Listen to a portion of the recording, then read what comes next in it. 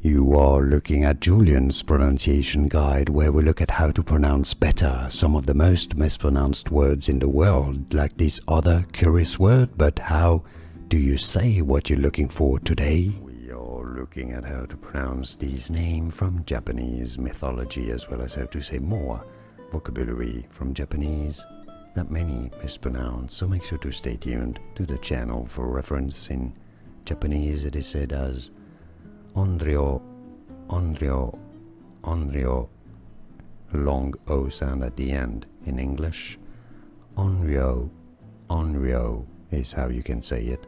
Onryō, or from Japanese, Onryō, and now you know. Here are more videos on how to pronounce more confusing words and names too many mispronounced. Like this video if you found it useful. I appreciate your support. I'll see you soon and thanks for watching.